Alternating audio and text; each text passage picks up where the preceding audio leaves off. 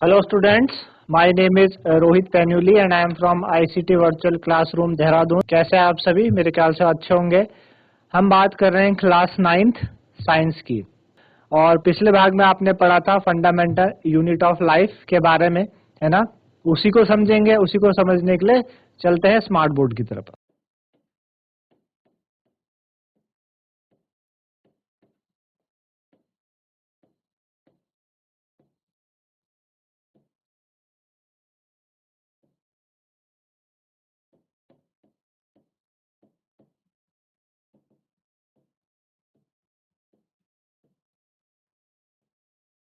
Fundamental unit of life, ठीक है ना?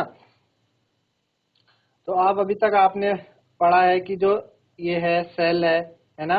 कि जो सेल है वही क्या होता है, हमारा फंडामेंटल यूनिट ऑफ लाइफ है, ठीक है ना? जितने भी ऑर्गेनिजम्स हैं, इंक्लूडेड ह्यूमन बीइंग्स, एनिमल, सारे के सारे किससे मिलके बने हैं? सेल से मिलके बने, है ना? सब किससे मिलके बने होते हैं? सेल से मिलके बने होते हैं। कैसे उनका स्ट्रक्चर होता है, किस किस तरीके की चीजें होती है, ये सारी बातें आप क्या कर चुके हैं? पढ़ चुके हैं, समझ चुके हैं, ठीक है ना? जो सेल होते हैं आपके, सेल क्या है? बहुत ही छोटे क्या है? लिविंग एंटाइटीज है ना? जो सेल होते हैं बहुत ही छोटे होते हैं, बहुत छोटे होते हैं, इतने छोटे कि आप उन्हें अपनी आंखों से नहीं देख पाते, है ना? तो हुआ क्या, माइक्रोस्कोप का इन्वेंशन किया गया ताकि हम क्या कर पाए? सेल्स को अच्छी तरीके से देख पाए। हमारी आंखों से नहीं दिखेंगे, तो हमने माइक्रोस्कोप का इन्वेंशन करा। तो सबसे पहले क्या था हमारे पास? सिंपल माइक्रोस्कोप आया, है ना? सबसे पहले क्या है? Simple microscope. तो पहला जो सिंपल माइक्रोस्कोप था वो एंटीनो ने सन 1632 से लेके 1723 एंटीनो ने क्या किया था? पहला सिंपल माइक्रोस्कोप का निर्माण किया था। और उसमें क्या था? एक बाय कॉन्वेक्स लेंस लगा हुआ था। उसकी जो मैग्नीफाइंग पावर थी, कम से कम कितनी थी? 200 गुना, है ना? 200 गुना उसकी क्या थी? मैग्नीफाइंग पावर उसकी कितनी होती थी? मैग्नीफाइंग पावर उसकी 200 गुना होती थी, है ना? देन फिर कंपाउंड माइक्रोस्कोप आया। कंपाउंड माइक्रोस्कोप सबसे पहले किसने? रॉबर्ट हुक ने।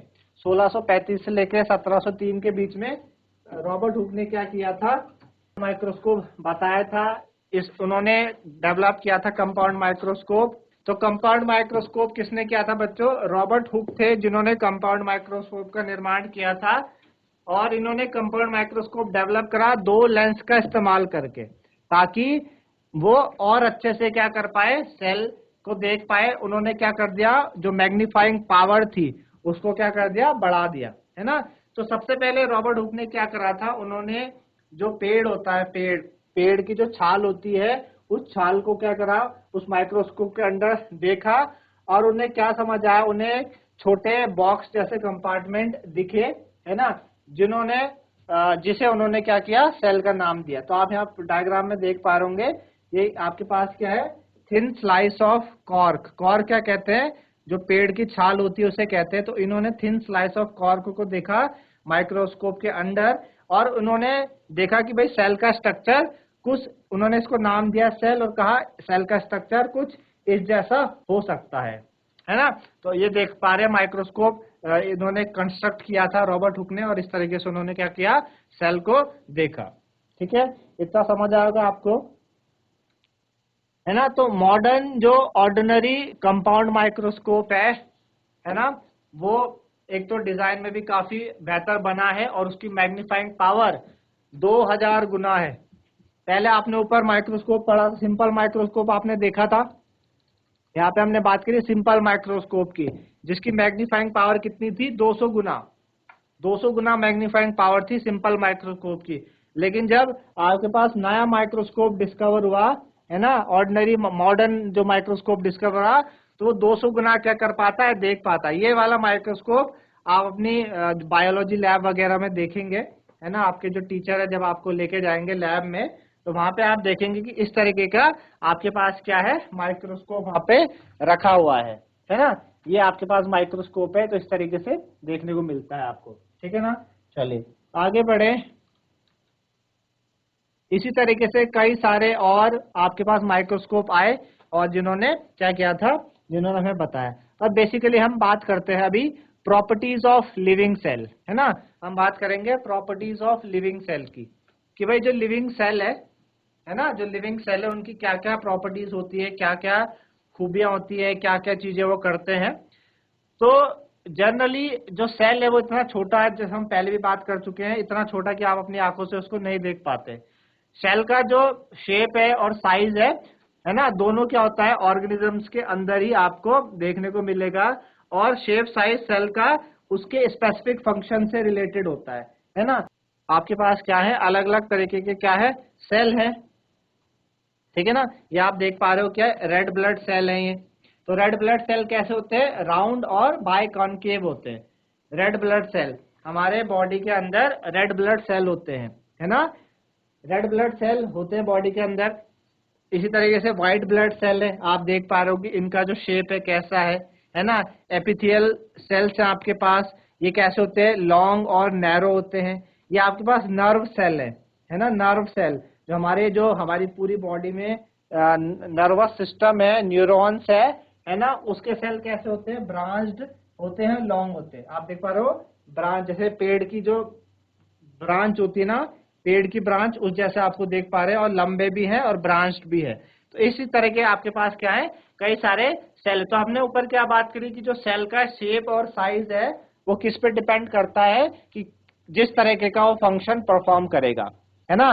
जैसा वो फंक्शन परफॉर्म करेगा वैसा सेल आपको देखने को मिलेगा। तो जितने भी लिविंग सेल्स हैं वो क्या करते हैं, कुछ बेसिक प्रॉपर्टीज को क्या करते हैं, एग्जिबिट करते हैं, कुछ बेसिक प्रॉपर्टीज बताते हैं हर सेल।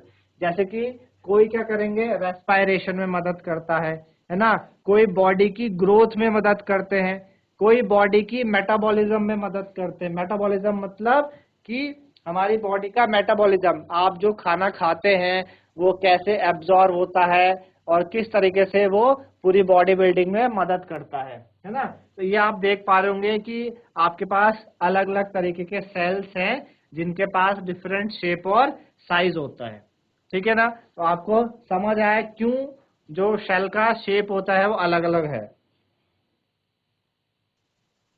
आगे बढ़े, क्या आप जानते हैं कि जो सबसे छोटा यूनिसेलुलर ऑर्गेनिज्म है ना, यूनिसेलुलर ऑर्गेनिज्म है ना, जिसको हम कहते हैं माइकोप्लाज्म, एक तरीके का बैक्टीरिया है जिसकी डायमीटर कितनी है, 0.1 माइक्रोमीटर, है ना। 0.1 माइक्रोमीटर इसकी क्या है, डायमीटर है, सबसे छोटा। यूनि का मतलब हुआ बच्चों एक, यूनि का क्या मतलब होता है, यहाँ पे इन्होंने एक वर्ड लिखा है यूनिसेलुलर। यूनिसेलुलर, यूनि का क्या मतलब होता है, एक, और सेलुलर मतलब सेल। तो जो क्या है, एक सेल से मिलके बना है, जो एक सेल से मिलके बना है वो यूनिसेलुलर होता है ना। अच्छा, कोई बता सकता है कि जो हम है, ह्यूमन बीइंग्स है, वो कितने सेल से मिलके बने हैं? कोई जवाब देगा, ह्यूमन बीइंग्स के पास कितने सेल्स हैं? विरोन खाल से बता रहे हैं बच्चों, बताओ जरा विरोन खाल से। Multi cellular. हाँ, वेरी गुड, मल्टी सेलुलर, ठीक है, बहुत बढ़िया। हम जो ह्यूमन बीइंग्स है मल्टी सेलुलर है ना। हमारे पास क्या है, बहुत सारे सेल्स हैं। कोई सेल्स क्या करता है, सांस लेने में मदद कर रहा है, कोई बॉडी की ग्रोथ में मदद कर रहा है ना। कोई, क्योंकि हमारी बॉडी में अलग अलग फंक्शंस हो रहे हैं, तो हर एक सेल के पास अपना फंक्शन है। कोई ब्लड प्यूरिफिकेशन में मदद करता है ना, कोई देखने में मदद करता है, कोई सुनने में मदद कर रहा है। तो हर तरीके के सेल है, इसलिए ह्यूमन बीइंग्स को क्या कहते हैं, मल्टी सेलुलर कहते हैं, है ना। तो there are more red blood cells in our body than any other type of cell, यानी हमारी बॉडी में ना सबसे ज्यादा कौन से सेल्स पाए जाते हैं, रेड ब्लड सेल, सबसे ज्यादा हमारी बॉडी में रेड ब्लड सेल्स होते हैं, ठीक है ना। चलिए, इस तरीके से आपने ये समझा होगा।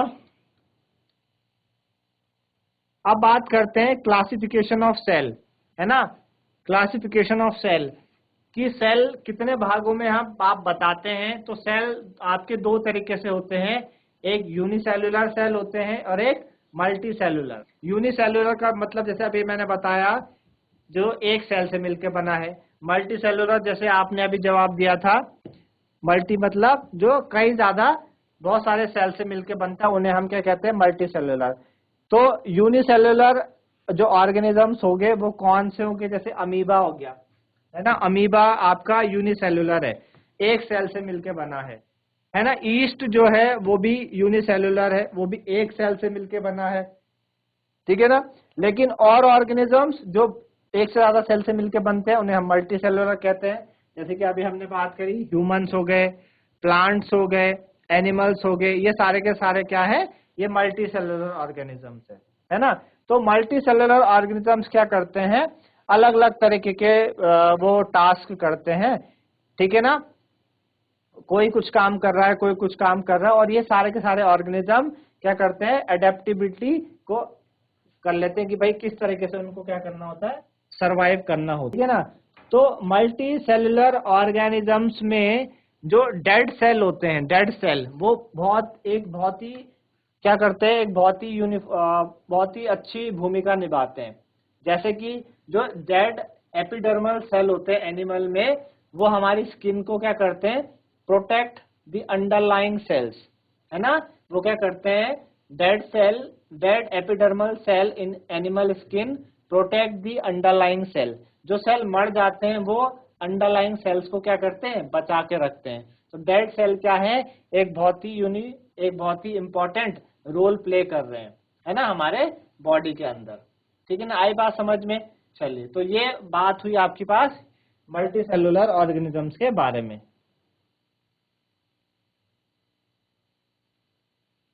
तो अब जो मेन आपका आज का टॉपिक है जो हमें करना है, वो है आप सेल का क्लासिफिकेशन हम बात कर रहे हैं मल्टी और यूनी में। यूनी मतलब एक सेल, मल्टी मतलब एक से ज्यादा सेल। अब जो मेन है वो है बच्चों, बेस्ड ऑन सेलुलर कॉम्प्लेक्सिटी। आपके सेल्स ना दो तरीके के होते हैं, एक प्रोकायरोटिक्स होते हैं, एक यूकारियोट्स होते हैं, है ना। ये जो क्लासिफिकेशन है ये इनकी सब सेलुलर ऑर्गेनाइजेशन पे डिपेंड करती है ना। तो क्या क्या डिफरेंस होते हैं प्रोकायरोट्स में और यूकारियोट्स में, हम ये बात करेंगे। तो अगर हम साइज को लेके बात करें, भाई दो तरीके के सेल के बारे में हमने बात करी आपको अभी, एक तो प्रोकायरोट्स एंड एक यूकारियोट्स के बारे में। जो साइज ऑफ सेल है प्रोकार्योट्स में कैसा रहता है, वो छोटा रहता है ना, बहुत छोटा होता है।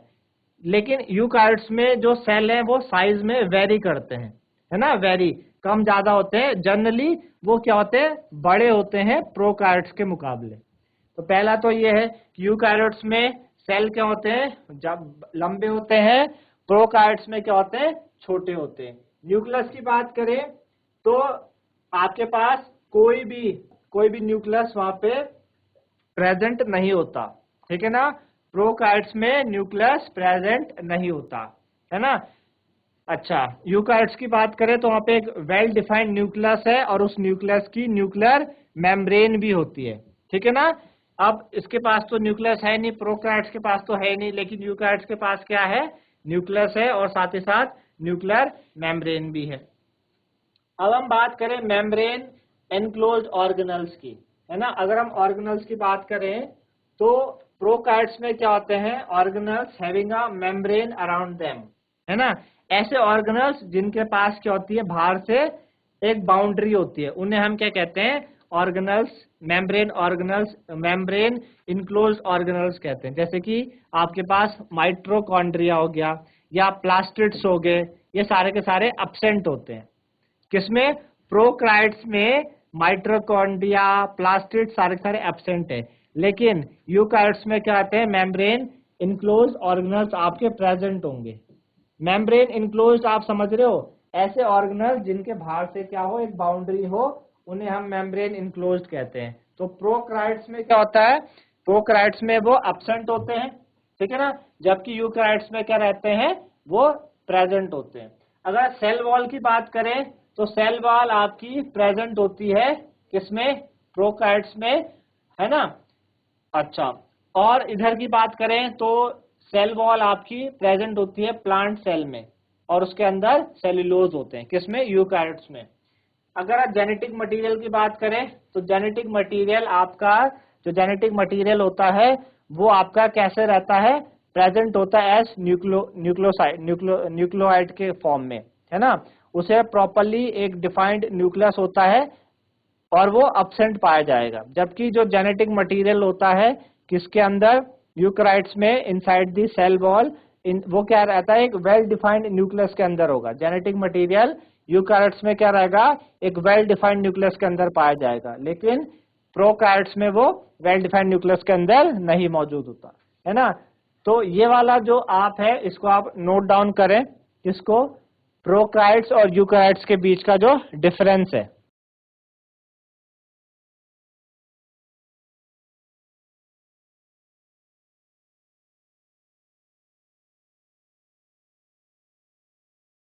तो इसी तरीके से बच्चों आप लोगों को समझ आएगा प्रोकैरियोट्स और यूकैरियोट्स के बारे में, और उनके बीच में क्या डिफरेंस है, क्या किसमें क्या चीज लैक है, किसमें क्या चीज कमी है, किसमें कोई चीज ज्यादा है। ये सारी बातें हमने करी। तो आज के लिए इतना ही था। धन्यवाद। Have a nice day.